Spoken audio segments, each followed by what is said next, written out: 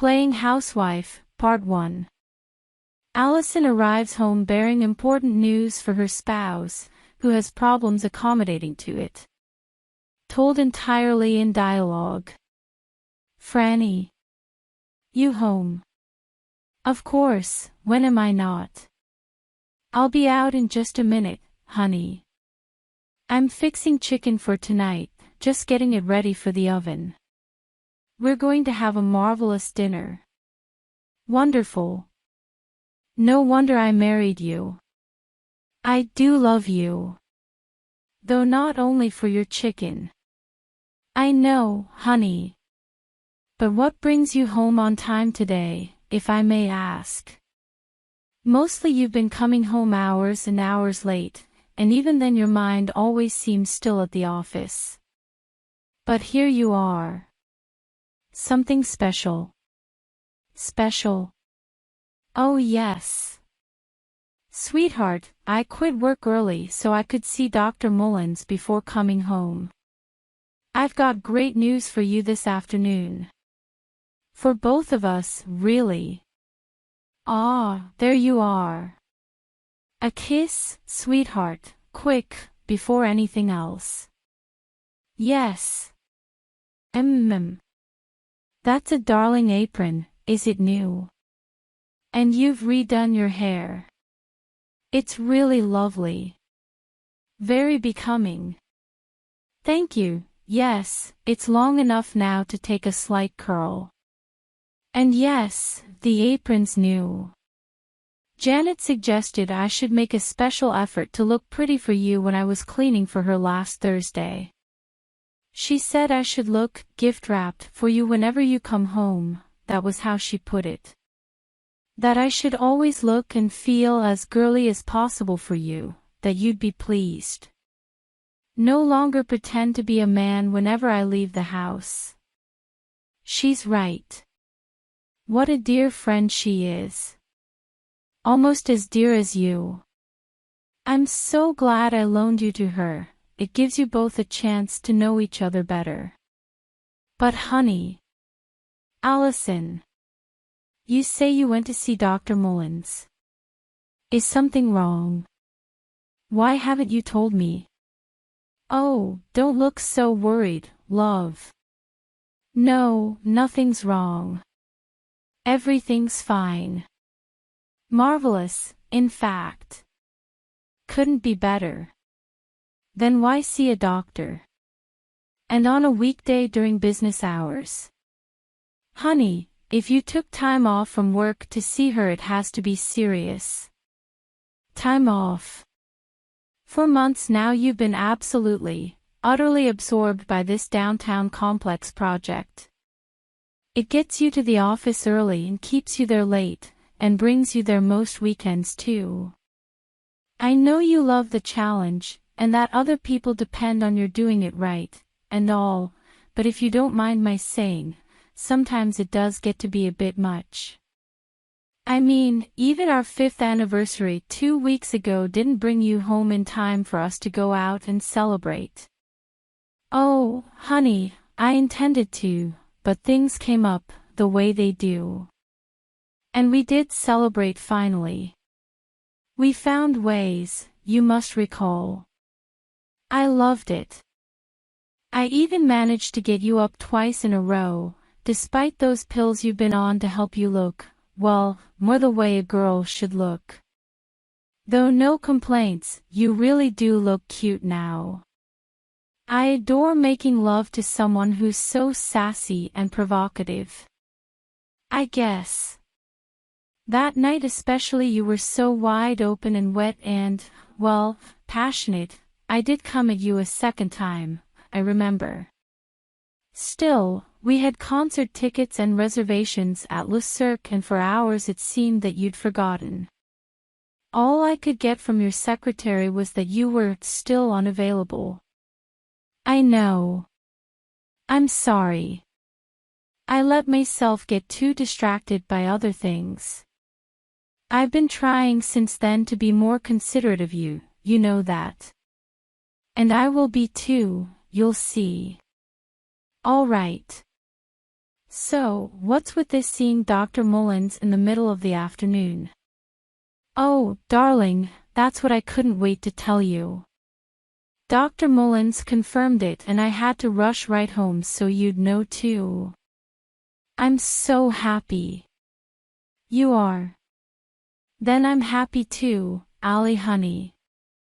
But why? What's the occasion? You'll never guess. Not without at least a hint, you're right. Then here's the hint. I'm pregnant. What? That's right, I'm pregnant. We're going to have a baby. We're. But Allie, that's not. It's.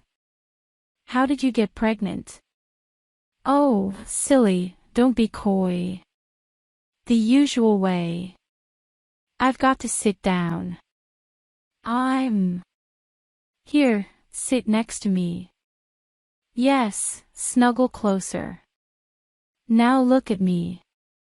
Look into my eyes, no looking away, and give me both your hands, and don't pull them away from mine either. I want to hold both of them tight for the rest of this conversation. Is that understood? Yes, but oh, honey, just look, you did your nails when you did your hair, didn't you? My favorite is pearly pink. You do love being the lady of the house. You do love to indulge yourself. Well, that's exactly what I've been counting on, ever since when you first agreed to stay home and take care of things and be a kind of housewife for me. How long ago has it been now? Nearly a year. A little over a year. But honey, how is it? Yes, that's it. It was just after my inheritance was probated and we realized we didn't both of us have to work anymore and decided that you should be the one to quit and be the stay-at-home. Because I love everything I do at the office and you didn't like anything you did in yours, so you said you'd much rather stay home and take care of the house and work on your novel. Allie, don't change the subject. You can't be pregnant. We agreed when we first got married, no babies. That your work and career were too important to you, much too important, and besides, neither of us really wanted the fuss and mess of raising kids. You were quite clear about how children interfere with people's lives. So I got a vasectomy, so there'd be no question about it. I'd never be tempted to change my mind and urge you to change yours.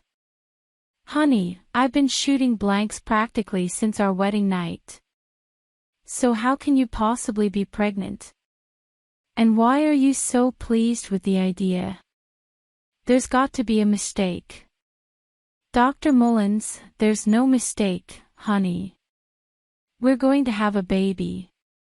You can't be. But we are. How? I mean, how can you? Sweetie, I hate to sound coy. I don't want to bat my baby blues at you like a little girl and talk to you in a teeny voice, but need I remind you that there are many ways for a woman to get pregnant these days? One obvious old-fashioned way in particular. Allison. Yes, with another man. What? What are you saying? Let go of my hands. I won't hurt you or anything, but Allie, I don't understand. You, and another man. How? Oh, sweetie, baby, don't worry. I knew it would be too hard for you, so I made this decision for both of us. It's why I did it that we should be talking about what I have in mind for the two of us, for our future, not how I did it.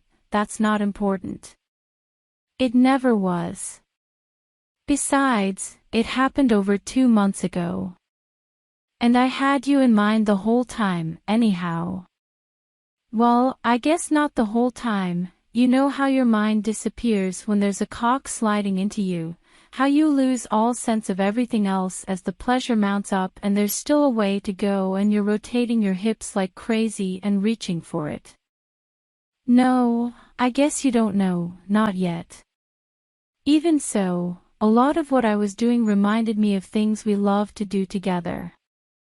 Don't smile at me, Allison, I don't think this is at all funny. Oh, sweetheart, I did it for you. For us, but mostly for you. Shall I tell you how come? Allison, I don't want to know. Well, you need to know. I want you to know. So right now suppose you stand up and go to the sideboard and get yourself a drink, a really tall one, and get some ice for it, and then come back here and sit down again, right here next to me. And I'll tell you why, and what's going to happen because of it. I want to tell you everything. How can you? Just go. Oh, honey. What? Bring me a chilled white wine while you're at it, will you? There's still an open bottle in the fridge, isn't there? Yes. Well, bring it back here for me, with a wine glass, and we'll talk. Allison, what can I say to you?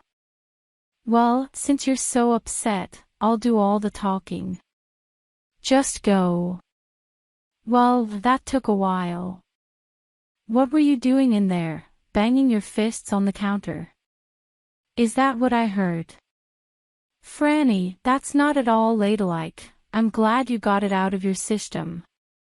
Now sit down. Franny, I said sit down.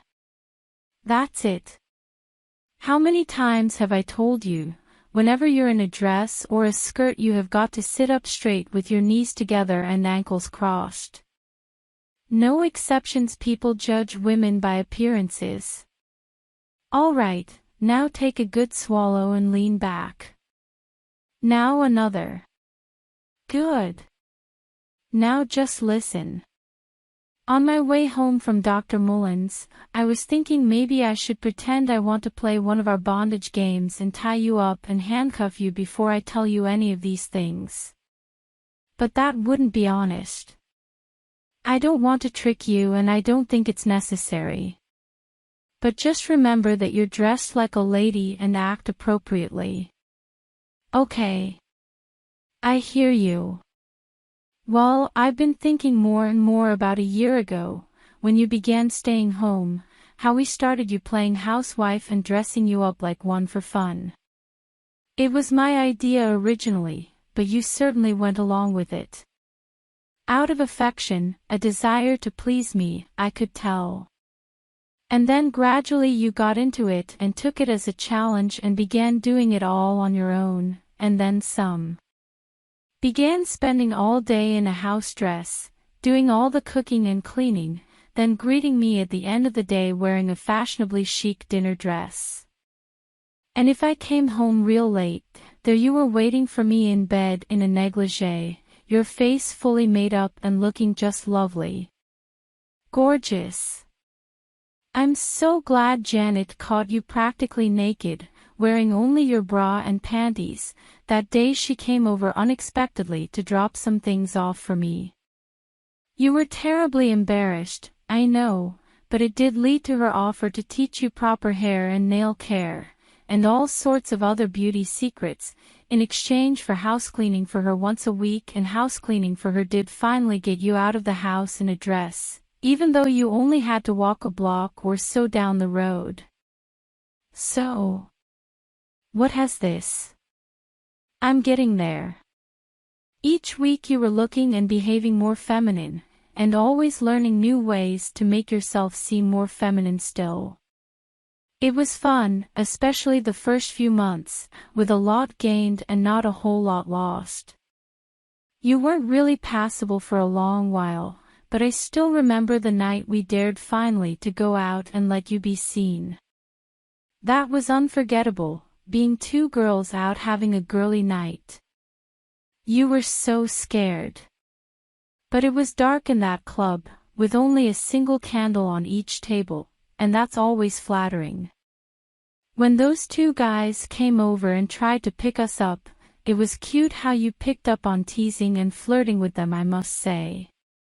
I felt a little tempted to go off with the blonde one, but you weren't the least bit attracted to either of them. Not enough to even kiss one, much less provide him a decent blow job. And that's been the problem. Honey, I'm a man, I don't want. You've. Honey, I do love you, and I adore what we do in bed as girls these days, don't misunderstand me. Yes, you were then still something of a man, I suppose, but now you're something less. You remember, the very next day when you were explaining to Janet about how men don't attract you, she thought it might be simply that you're self-conscious, that your body was too male to allow intimacy with a man. She thought dating gay men might take her off the edge, but you refused so firmly that she decided to provide you the same little white pills she'd been giving her husband to calm him down. To improve your complexion, soften your skin and fill you out a little.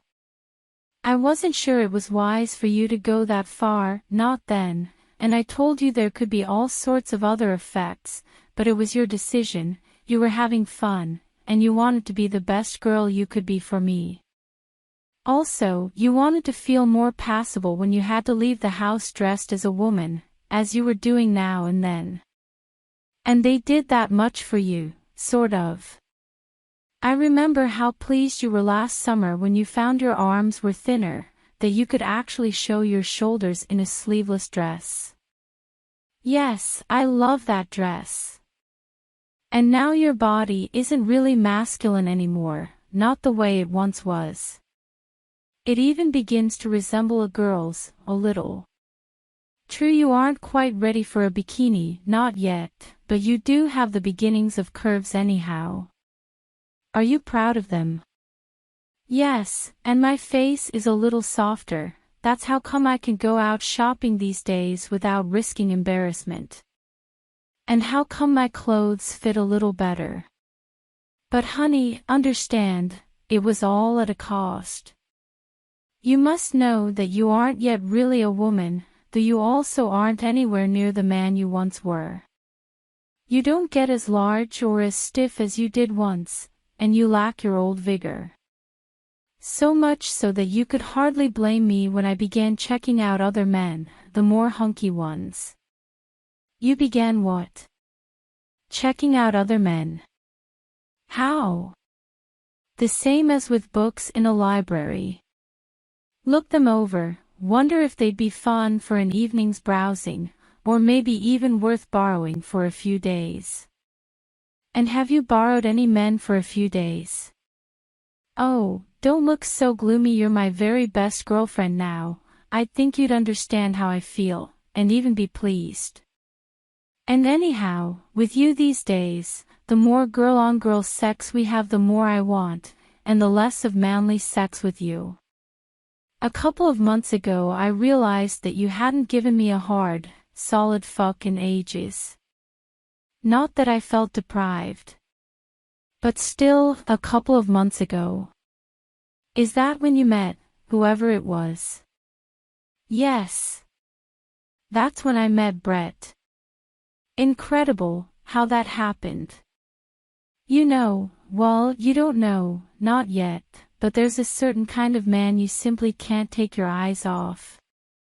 You stand there and watch how they move easily and gracefully and powerfully. The kind with strong faces and commanding smiles, and all they have to do is look at you and you're charmed out of your pants. Well, one of those prize specimens visited the firm as a consultant a couple of months ago. Name of Brett. I was deputed to show him around, so I got to know him real well. He stayed a full week.